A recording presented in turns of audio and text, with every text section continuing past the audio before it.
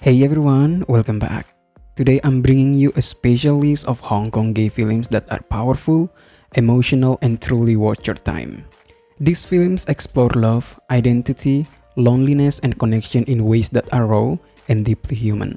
Some are classic, others are hidden gems, but all of them are unforgettable. And now let's dive into 10 best gay movies from Hong Kong you should definitely check out. 我来玩你。係 Let's start with Bisonen. This is a classic Hong Kong gay romance that mixes elegance with heartbreak. Bisonen is stylish but not shallow.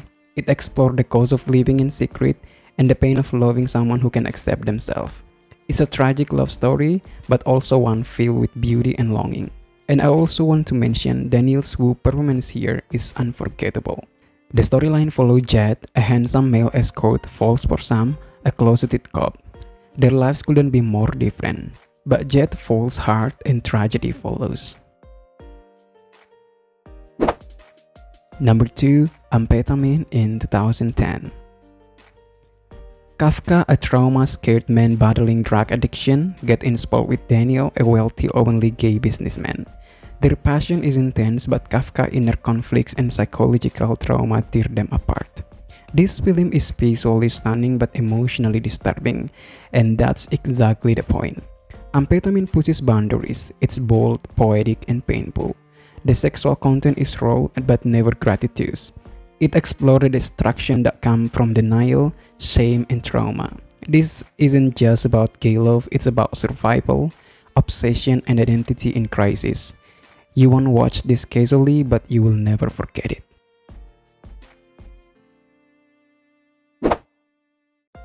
Next, we have Lanu in 2001. Lanu is simple in its visual but incredibly deep in its emotion. It's a story about timing, mischance, and how people love differently. The characters don't shout their feelings, but you feel every unsaid word. There is a haunting beauty in watching two men find, lose, and try to protect their love in a society that doesn't allow them to express it freely.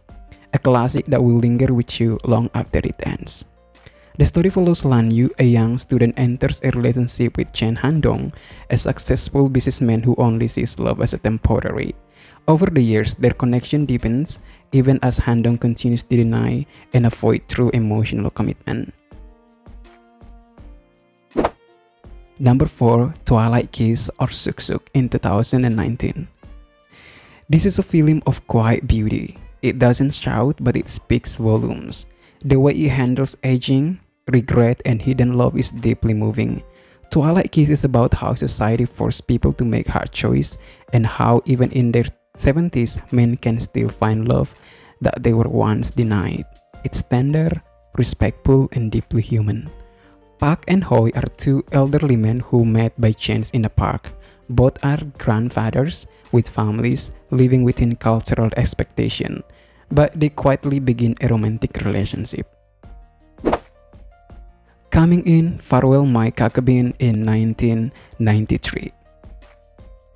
This film is a visual and emotional epic. While not strictly a gay romance, its queer subtext is deeply layered. The lead character's devotion, confusion, and heartbreak over his opera partner is beautifully acted and tragically portrayed. Farwell My Kakubin is about art, love, identity, and suffering, and it's one of the most important Chinese language films ever made. Spanning 50 years, the film follows two Beijing opera stars, one who plays female roles and the complicated emotional bond that develops between them as they endure political upheaval and personal betrayal. Moving on to I Miss You When I See You in 2018. This film is all about the silence between words. It's emotionally quiet but incredibly heavy. It explores repression, cultural pressure, and the sadness of a love that was never allowed to begin. You'll feel the ache of what could have been and the fear of what still might be. I Miss You When I See You is tender, restrained, and incredibly real. Jamie and Kevin, once best friends in high school, reunite as an adult. Jamie is openly gay, Kevin is married to a woman but seems unsettled. The reunion reignites unresolved feeling and forces both men to confront the truth. Next, we have Happy Together in 1997. A love story between two Hong Kong men living in Argentina. They keep breaking up and getting back together while struggling with identity, alienation, and loneliness. Wong Kar-wai's Happy Together is one of the most iconic queer films ever made, not just in Asia but worldwide. It's messy, romantic, and devastatingly human. The cinematography is dreamlike and the soundtrack will break your heart. It's not about happy endings, but about the painful beauty of love when it doesn't go right. A masterpiece of mood and melancholy. Our next pick is I Am Not What You Want in 2001.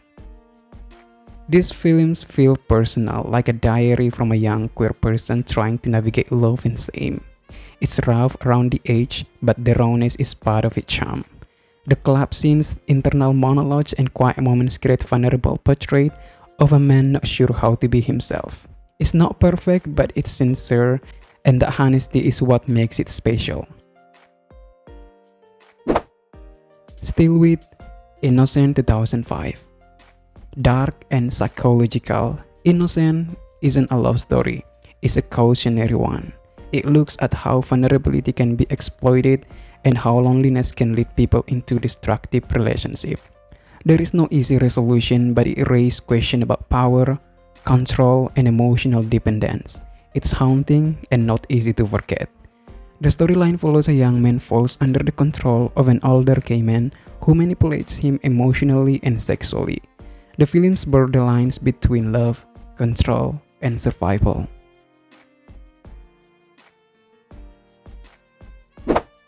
Now our last pick, Soundless Windchime in 2009.